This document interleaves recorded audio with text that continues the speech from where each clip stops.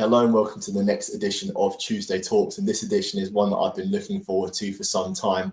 Chatting with Lewis Browning, someone that I went to UCFB with, someone that's done amazing stuff with his career so far, working for MailOnline, Sport Bible, getting to cover stuff to do with the WWE, football, all that kind of stuff. He's done it. And yeah, a really insightful conversation coming up with Lewis Browning. So, Lewis, nice to catch up with you and be able to speak to you. I mean, the last time we seen each other was, 2 years ago when we were graduating from UCFB. So, from the time we last met to now, what have you been up to? Yeah. Well, was it 2019? We met. We started at UCFB, so that's what's that 5 years ago now. So yeah, it's good to have a catch up. As you say, we haven't seen each other since 2022 graduation a couple of years ago. So yeah, thanks for asking me on the channel. Good to see that you've made one. Looking forward to watching the content. Yeah, I suppose I've been working. That's the reason for this call. Been freelancing a little bit. Started full time in the industry in January. I freelanced for about 18 months going out of uni and then went full time about 11 months ago. So nice little journey, I suppose. And yeah, just coming up towards the end of the first year now, I suppose. So happy with stuff and then see what else comes next year. Yeah, and you said there, obviously, we first met in 2019. Seems like such a long time ago. So much has happened since then. But sort of that decision to then go into the undergraduate degree, because I know you studied in something else before, didn't you, before going to UCFB? So, what was your rationale behind deciding to join UCFB and give up what you were doing before? Yeah, so when I came out of sixth form, I just knew that I wanted to do sport. I didn't really know exactly what. And I applied to do sports psychology at Canterbury in Kent, which is where I live, and started doing a first year of a general sports science degree instead. I did a foundation year, which was good fun. Did well in that, enjoyed that, learned a lot, and then started the sports science degree. And after about 6 months, I remember vividly sitting in a lecture theatre, and they were talking to us about chambers of the heart, and it was a bit biological and stuff. And I thought like this is not for me. And I was already doing a little bit of writing and stuff like that, and I knew of UCFB before I went because I was really intrigued by the fact it was at Wembley pretty much and just the facilities it had available and looked into that and I just knew that I wanted to do a bit of writing, a bit of media really. So hopped on that degree, worked in a corner shop for about 6 months just prior to that. And then yeah, when I started at UCFB, I would say that I was so ready because I just had that sort of 2 year delay to everyone else when they come out of sixth form, go straight to university. I was 2 years on from that, so I knew what I wanted to do, and I just sort of threw myself into it, I suppose. And in like the 3 years that we were at UCFB, what would you say the main lessons we learned from there? Because we had to navigate quite a lot, including a pandemic, which pretty much impacted us every year that we were there in some way. Yeah, I look back on it now, and I feel like I remember like the first few days more than anything else. Like those days in, and this might not mean much to the viewers, but in the Danny Fulbrook and doing those 6 hour long sessions and stuff like that. More than anything, and that was the start of first year, so it feels like it went quite quickly, really. But like you say, we picked up on a lot of stuff and we learned a lot of stuff. Um, it's all useful. I think a lot of the time, sort of learning how to sort of conduct yourself, what the media actually is, and sort of what you want your role in it to be. It's so vast now in terms of you've got the traditional names, I suppose, like the Daily Mail or the papers or the I suppose you say papers. Obviously they've got digital platforms now as well, and then you've got new stuff coming through. Of you have brands and companies popping up that you've never heard of before all the time, and there are these different roles available and sort of learning what your role is going to be. Every day I'm dealing with legal stuff, so that massive book that we had to read always comes in handy, which is quite good. And a lot of the modules were fun as well in terms of like the history of sport and stuff like that, and learning, I suppose. Um, yeah, just sort of. I think the main takeaway I took from UCFB more than anything specific was just sort of what the industry is that you're looking to get into and what role you want to have, I suppose, and how you want to sort of work in that role. And I picked up quite pretty quickly that I wanted to do writing and just sort of built from there. And I think the only way to get better at it is to practice and also sort of read and watch stuff that is done by people that are at the top level of what you want to do. There's so many different avenues of sports journalism as well, isn't there? And I think the term sports journalist now can apply to so many different roles, can't it? Yeah, you can be a journalist without officially being a journalist. Like you could, something could happen down your road. There could be a car crash, and you could go out and you could. I mean, a car crash is a bad example, but something major could happen. You could go and film it, or you could say what's happened, and you could put it on Twitter. You could be viral within an hour, and you are a journalist doing that. And it's very different to back in the day where you had to have this official title with an official publication. You can just do it now, and I think that's great. And going back to when you were at UCFB, and alongside that, you were at Vavel, weren't you, doing the editing of work there as well as writing your own stuff? And I don't know back then whether you'd been writing about Gillingham, but I suppose back then you guys were in League One, weren't you? But yeah, I mean Birmingham now in League One is quite a shock, really. I mean, compared to back then, the landscape's all changed and everything. But writing about specifically the Football League and kind of finding a bit of a niche, how much has that impacted you in your sports journalism journey? Because I've done a lot of content to do with Birmingham, and I found that, covering one club that's not necessarily one of the bigger clubs has actually worked out really well because you build up that audience that, come back to you and other people contact you and say, oh, this is the person that does stuff at Birmingham, so we can definitely use him for certain stuff. Yeah, 100%. And I think, as you've touched on there, you've probably had a situation where Birmingham have had a game and someone that has or is involved in content creation or a fan channel or whatever with another team, they might come to you to sort of give previews or whatever. So I think that's really good, and there is a nice sort of football league community and that sort of thing. And yeah, with Varvel, it was really weird because I just joined because I had heard of it before, and it was a good way to sort of just write. And I remember going into it and I was like, right, I want to treat this almost as if it is my job and not getting paid for it, but I want to just write. I'm going to treat it as if I am the Gillingham correspondent for Varvel sort of thing. And I did that and it was really cool. And eventually sort of worked up the trust to get some press passes. And this was um, during COVID. So when everyone was not allowed in stadiums, I was allowed in the stadium, which was really cool because support Gillingham and I was covering Gillingham. And because we are a small club, there was a niche as well where all you had really at the press conferences was, apart from sort of PA or people that are coming from a paper and they've got 150 words, you have the radio who stuff's delayed, you have the paper, stuff's delayed, or you have me. And I was just there like, okay, I'll just tweet stuff out as it happens. And no one else is really doing that. So, like you say, it's another niche. You get that reputation. And I always remember at UCFB, I can't remember who it was, one of the tutors said, you'd rather do work experience at someone like Dover rather than Arsenal because you get a bigger role and you get more stuck in. So I think that's really cool. And then also I think getting the experience as well and having that catalogue of work then helps you when you're sort of trying to get a job and kick on. Definitely, and going on to your point there about internships at different places, and especially during COVID times, because like year two I was at Stevenage when I was at UCFB, and that was a very weird time where, as you said, no one else was allowed in the grounds but you, so you felt like your words and your reports, whatever, meant more because there was less people going to the games to actually see it themselves. Yeah, and I remember we were in the process of changing manager, and um, I think it was the year before. It might have been the year we got relegated actually, and I remember um, it was, yeah, because Steve Evans had just left and Steve Lovell came in on an interim basis, and there was a real lack of communication and uncertainty around the club and the former chairman Paul Scally in terms of the direction we were going in, the status of the club, were we even going to survive? And it got to a point where Steve Lovell came out in a press conference and just sort of took aim at everything he could, and he was taking aim at the chairman, the fans, and we just lost 7-2 at home to Oxford. And I remember just being there like, this is gold dust because people are just going to lap this up, which was what I wanted. And like I said, with the radio, they're not going to broadcast it straight away. If it's in the paper or on their online platform, that's not going out for a little bit either. So if I'm just tweeting this out, then it's going to get eyes on it. And I think finding that niche is something pretty cool. And if you can build on that, that's great.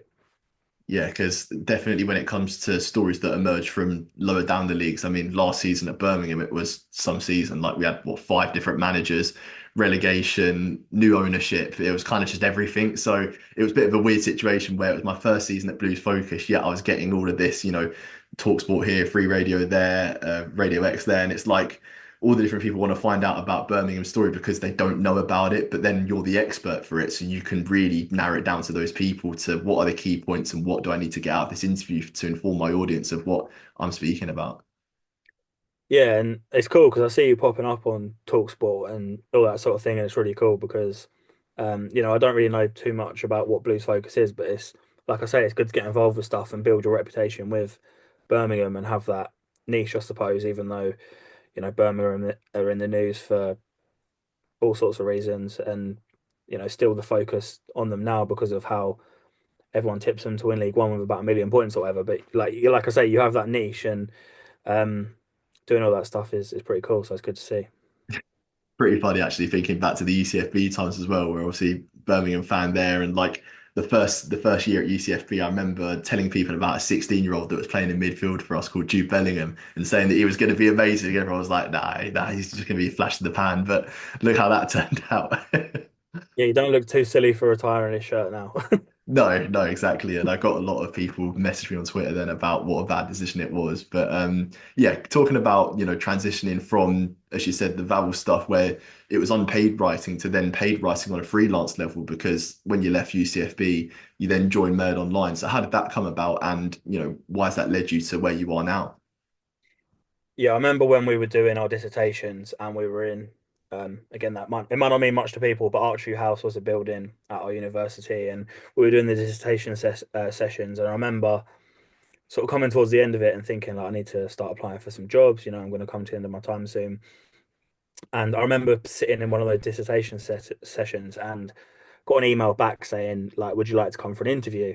And I remember thinking at the time, like, I don't know what job this is for because I've just applied for so many. Um, and it was to be a freelancer at MailOnline. So I did the interview in my dorm at uni in Granfelder House. And um, I heard back on our last day. So we did our dissertation presentations and then we all went to the pub afterwards. And I had a missed call from the person, one of the editors at the Mail who interviewed me. He just said, "Can you call me back tomorrow?" So I called him back first thing the next day. He said, like, "We'd like to offer you some shifts." And I was like, "Cool." Didn't really know what it entailed. Um, wasn't doing a lot of work, but I sort of stepped into it as soon as we left uni, which was quite cool. And I was only doing sort of 2, 3 shifts a week, but I was getting paid a day rate to do what I wanted to do. So it was a good start. And I remember going up to London, Kensington, for my training. Massive building, really scared. Did a week, and I was still living at uni as well because it was closer to the office than where I live in Kent, and it was like a ghost town. It was quite a sour because it was like, oh, I've had all these experiences at uni, now it's gone. But at the same time, it was cool because I was going into that next stage.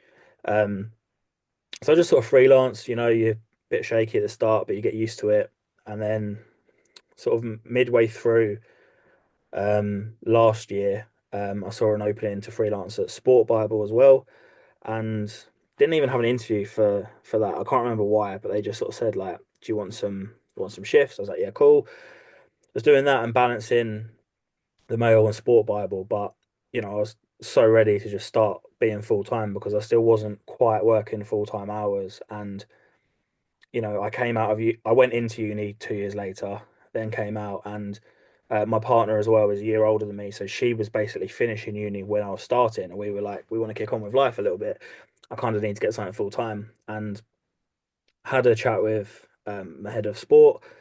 Sort of said, like, how close are we to potentially getting a full time gig, and he said, you're next in line, but we need someone to leave for that to happen. And luckily, literally about 2 weeks later, one of the editors moved to America to join the American desk, which means everyone sort of bumped up one.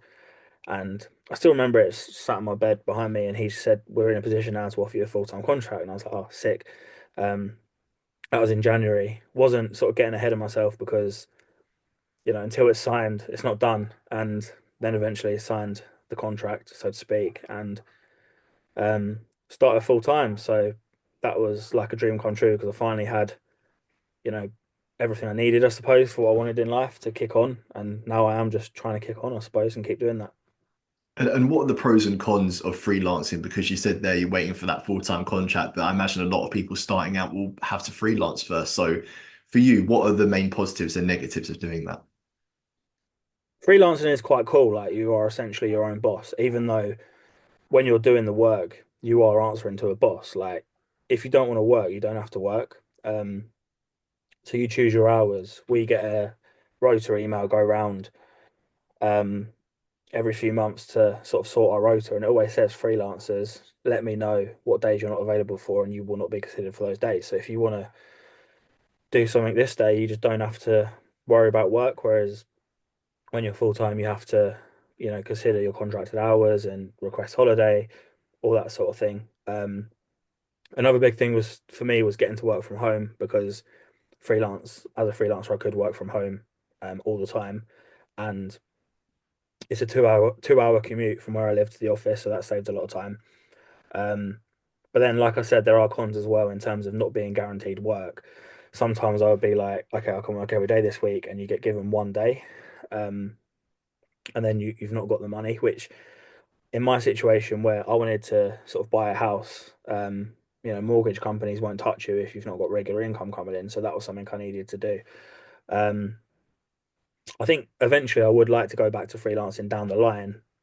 I'm talking like, decades away probably, because it is cool to have that control over what you're doing. And I think when you have that reputation, a lot of presenters now or broadcasters are freelance because they can sort of jump around different places. And I'm not saying I want to jump around different places. I'm very happy where I am. But in terms of having the control and decisions over your working life, and rather than you wanting people, people want you, that would be the ultimate goal, I think. But in terms of where I wanted to go, in terms of buying a house, kicking on with life, I needed that full-time contract. And I imagine as well as, in the future you want to go to different places and that at MailOnline you would have been covering lots of different sports. So that presents its own opportunities, doesn't it? And I suppose the area that you've found that perhaps you're most passionate about and the stuff that I've seen online is the stuff to do with wrestling and specifically WWE, because I suppose in the last couple of years they've had a real rise again in popularity, haven't they? So for you, what are the main things that you enjoy about covering wrestling? Yeah, it's a weird one really, because wrestling is different to everything else we do, because we do literally every sport. Like, you know, you could name any sport. I did rugby league the other day in Australia, and it's just so random. But wrestling is different because it's not competitive, as in it's basically a TV show that's staged. So it's kind of different, but at the same time, you get all that stuff where you get the drama of a TV show. You also get the impressive nature of what the athletes are doing. Obviously, it's not competitive, but they're performing, and also the better they are at it, the more involved they are. So you still have to be good at it.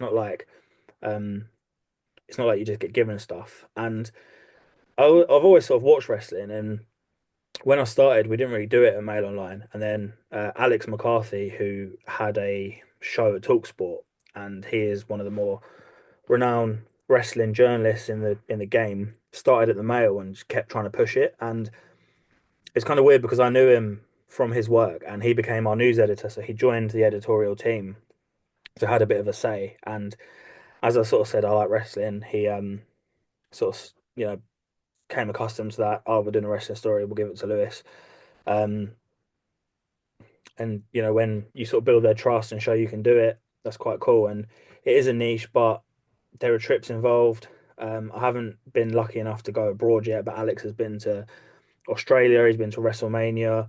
Um, so yeah, that again, sort of as we mentioned earlier, it's a niche, but it's quite a cool niche because there is a demand for it. Like you say, it's really risen, and now we are just trying to sort of push ourselves as a respectable and reliable publication in terms of covering wrestling. And I suppose I'd like to think that I'm quite involved in that. Exactly. And I suppose one of the perks of being involved in a niche sport is being able to get that accessibility and being able to meet the people involved. So what is that like when you attend events, as you did recently, the Netflix event, where you get to actually speak to those guys up close?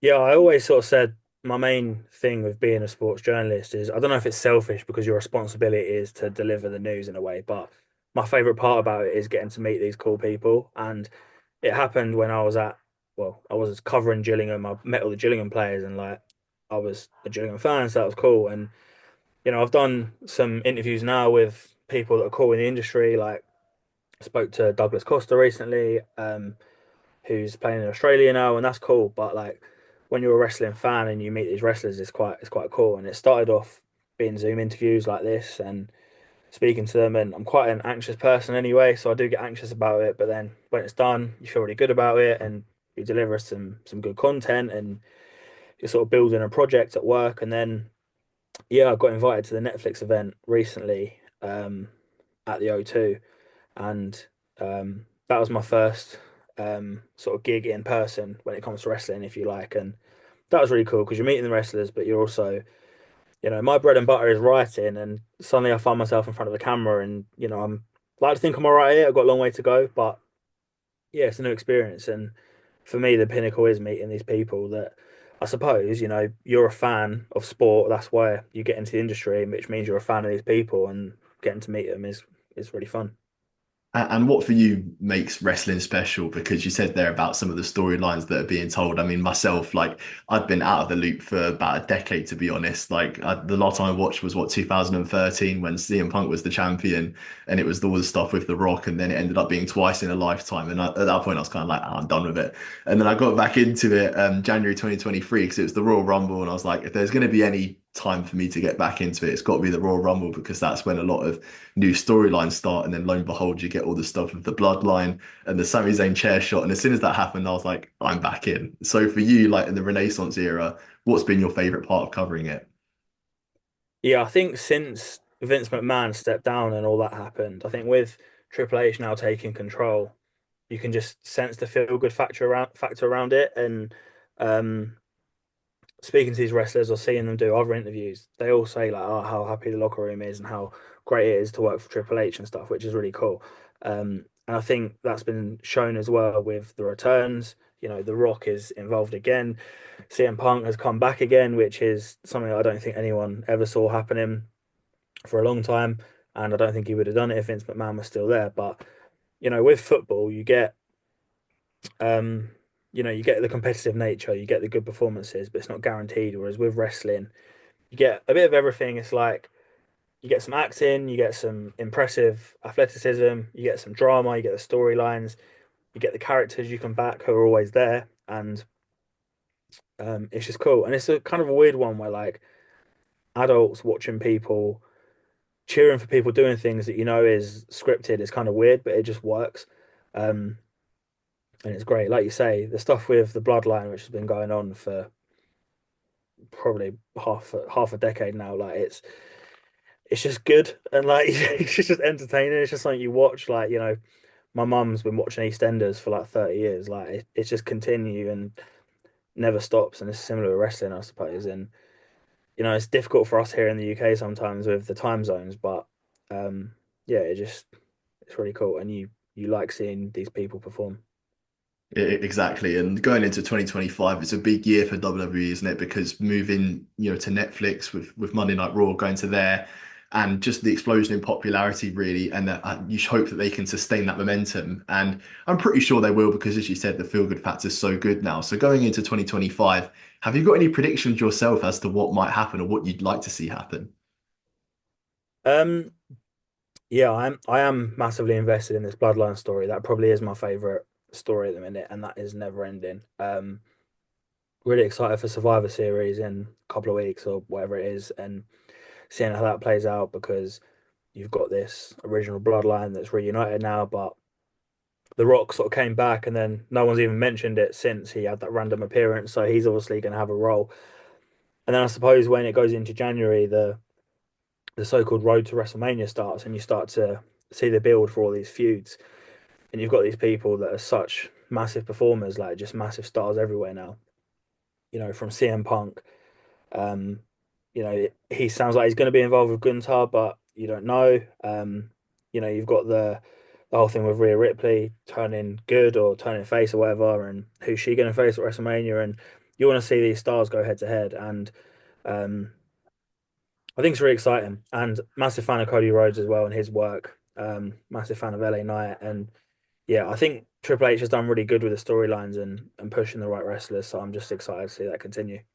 And I think we haven't mentioned is the John Cena retirement tour, which I really hope he wins title number 17 because growing up, what kid wasn't a fan of John Cena, right? Yeah, yeah. John Cena was like, I remember like having his action figure and like using it like a teddy. So I was like cuddle it in bed. It's like But it's kind of weird looking back. But like it's like you say, everyone was a fan of John Cena, and it's a shame to see him go out. But this retirement tour, hopefully it is sort of like a full-time thing, and I would love to see him win that title because he, I think, should be clear in terms of the most titles and seeing some of the feuds as well that he could possibly have with, um, like Kevin Owens, potentially Randy Orton down the line, people like that, and a lot of people that he's potentially not crossed paths with before as well. So yeah, excited to see what that holds. And in terms of a list of people that you want to speak to and interview, I imagine he's got to be right up there, isn't there? Because there are some people they interviewed already, like Shawn Michaels. That was unbelievable. When I saw that, I was like, oh my God. Yeah, yeah. The biggest one for me was probably Triple H because that was kind of sprung upon me where we were just told that he was coming to London to speak to Sadiq Khan, the mayor, about WrestleMania. And to me, it did look like, and it could still be just like a PR thing, because we're not any closer to finding out if there will ever be a WrestleMania in England because it was at Money in the Bank halfway through last year where John Cena sort of teased it, and we don't know anything more on that yet. And we ended up at the place with the mayor and Triple H was there and Nick Khan and there was media and there was sort of PAs everywhere, just like John Drink, blah blah blah, all this, and that was kind of crazy. And we got sort of 5 minutes of Triple H, which was great. The Shawn Michaels one was obviously cool. I remember I was trying to find the picture. I was really gutted I couldn't find it, but there's a photo of me in DX pajamas when I was little. So having um, been a fan and then interviewed them both was kind of cool.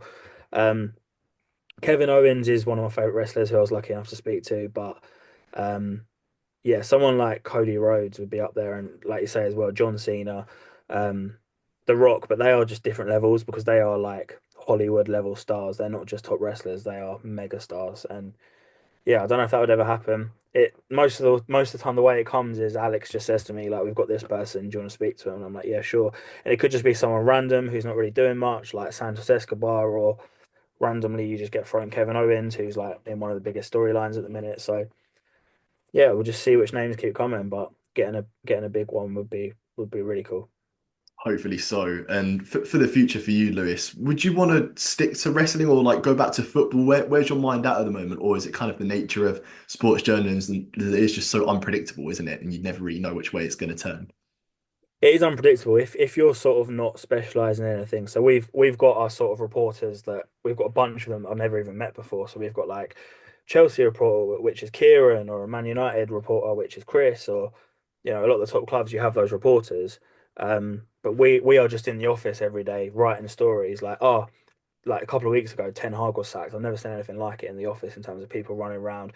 Can you do this? Can you do this? And like, oh, Gary Neville said something. Can you write up what Gary Neville said? Like, it's just unpredictable. And then the last week during the international break has been dominated by Jake Paul, Mike Tyson, or John Jones, and yeah, it is very unpredictable. I think depending on who your news editor is, they sort of know what your strengths are.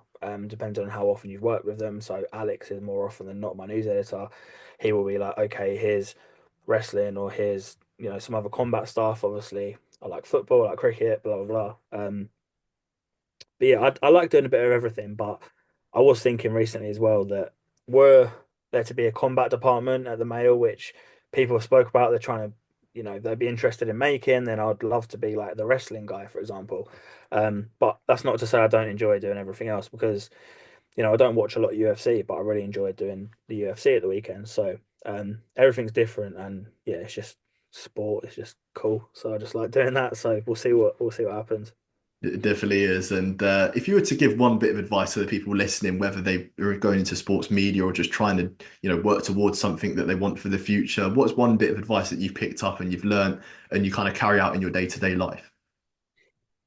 Yeah, I think working hard is big because you feel better about yourself when you're working hard and you're doing yourself um you're not doing yourself a disservice. So when I went into uni, I was very much like, I'm gonna do this, I'm gonna throw everything into it for these 3 years. I'm not gonna do a part-time job on the side because I don't want to get money. I just want to get a good grade and learn what I want to learn. And I think if you do stuff, getting experience on the side. So when I sort of volunteering at Varvel, or there was another website that I was writing for, that's good because you have that sort of backlog and you've shown that you can do the work.